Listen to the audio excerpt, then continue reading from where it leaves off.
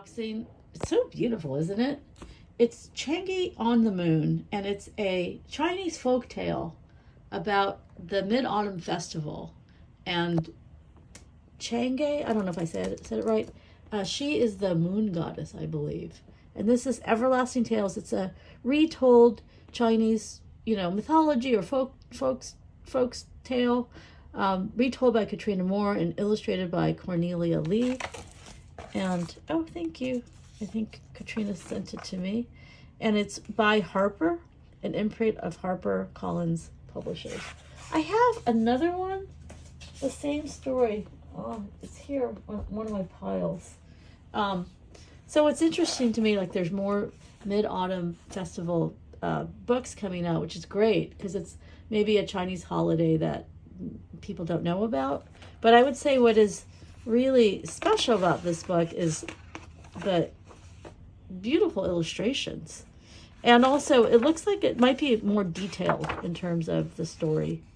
But it's kind of why the moon is part of the Mid-Autumn Festival and why the moon cake is such a integral part of this holiday. So the moon cake, which you see here, is that it's kind of a dense, sweet. The outside is like a crust, kind of like a pie crust, but it's a little bit more, I would say, moldable, And then they have like the pressed design on top, and it's usually filled with either sweetened red beans or like sweet lotus beans, like the seeds of the lotus, which also get ground up and made into a sweet paste.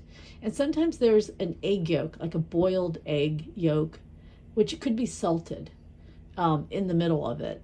And it's so big and dense that, like, I'm sure in earlier times, like when food was more scarce in China, it was an extreme treat, and you could share it and a lot of people could eat it. Or if you ate it, you would eat it over multiple days and it would be super filling. But it's not my cup of tea. I just find it too sweet, too dense, too heavy. But like, I'll buy one and then I'll eat like a sliver because it's so rich, to celebrate the holiday and have my kids all try it. But we actually prefer the sweetened red bean onko, which is like the Japanese version, which is very similar, but they like it takes hours to make the Japanese version, so it's a little bit lighter, not quite as sweet, and then it's usually wrapped in sweet rice, like sticky sweet rice mochi. So it's like there's not as much of the sweet bean paste. It's like the size of a marble, and then the outside is the chewy mochi. Versus this is a hefty cake.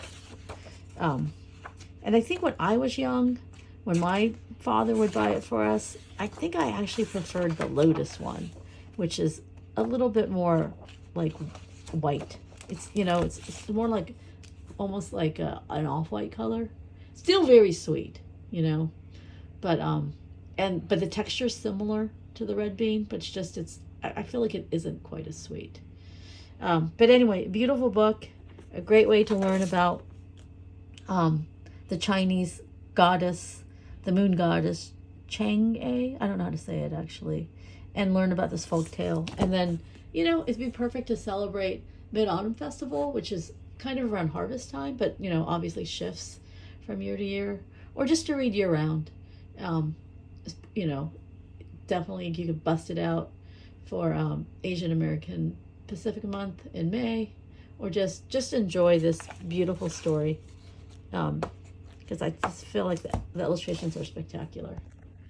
So thank you again to Harper, an imprint of HarperCollins Publishers, and to Katrina Moore for sending me this book. And thank you for watching.